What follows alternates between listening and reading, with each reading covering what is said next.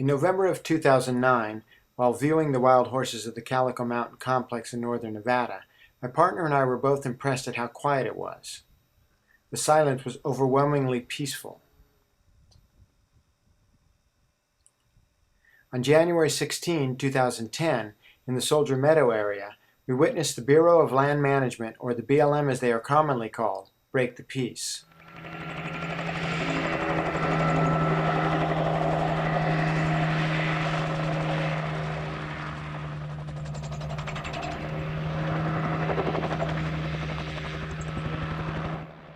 On this day, the BLM intruded on the land and violated the peace with the intention of capturing and thus destroying the lives of wild horses.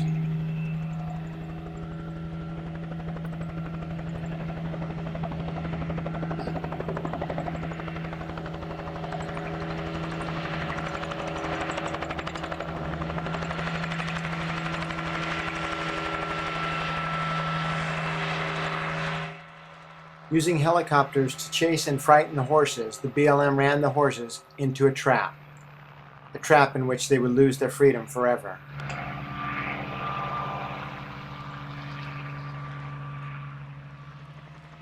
The BLM chased and frightened, and the horses ran for their lives and their families' lives.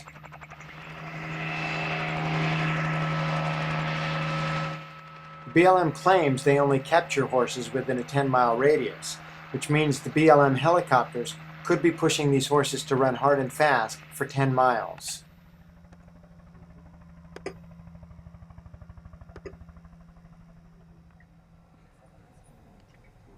The glistening sweat on this horse attests to how hard he has been running for his life.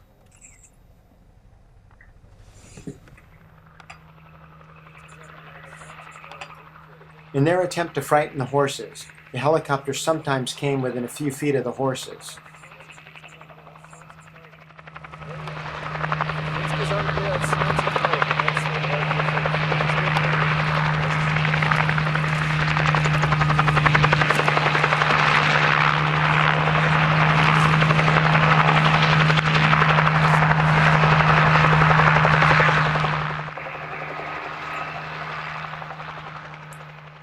Although the BLM chased, frightened, and captured horses for about 10 hours this day, they only allowed us to witness it for about an hour and a half.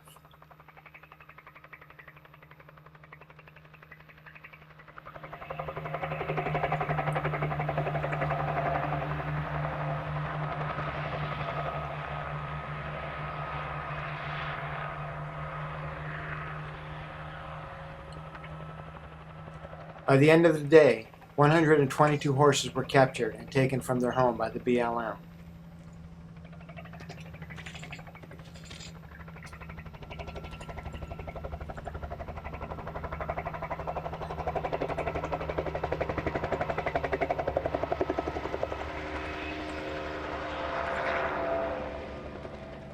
The moment the horses enter the trap, their freedom is gone and they will never live as a horse again. The first step in breaking the spirit of the wild horse. Once caught in the trap, the horses were clearly and understandably disoriented and frightened by the loss of their freedom.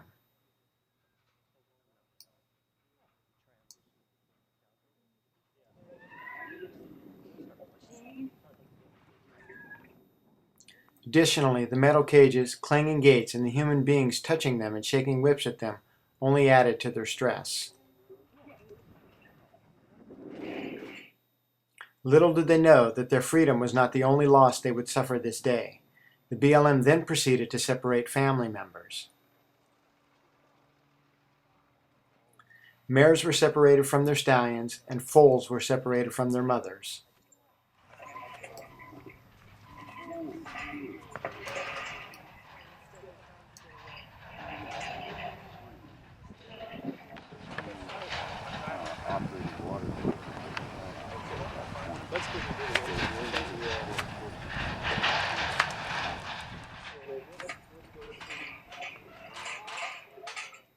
This poor foal had his head slammed in the gate while attempting to stay with his mother.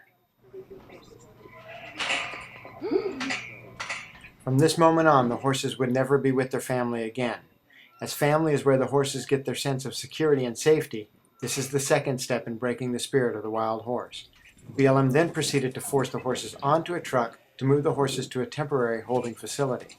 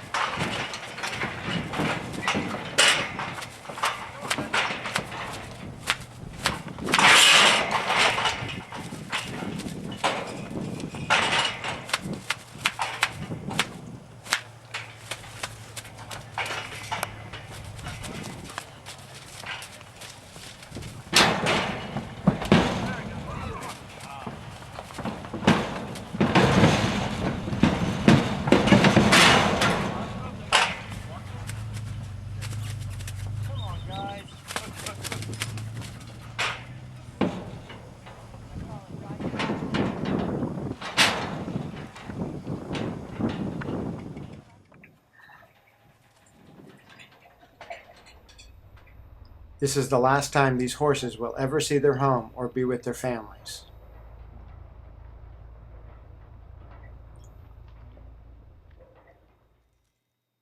At the temporary holding facilities, the mares were on one side of the fence and their foals were on the other side. They stood huddled next to the fence facing each other, calling out to each other.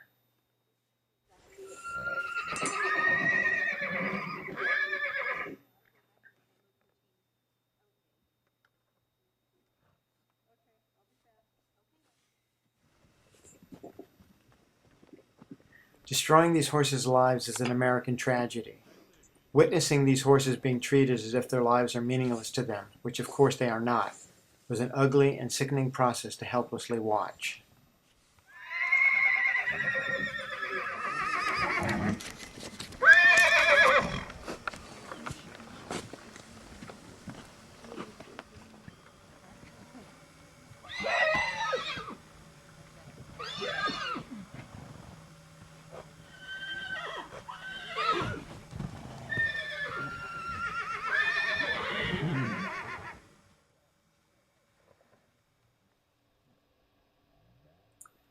Although no horses were killed this day, 122 horses lost their lives.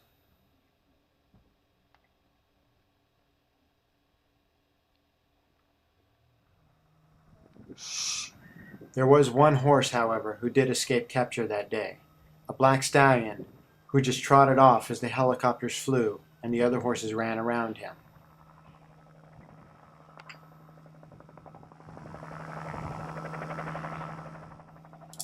The BLM claims they are doing all this to the wild horses because they care about the wild horses and are concerned that some of the horses will starve.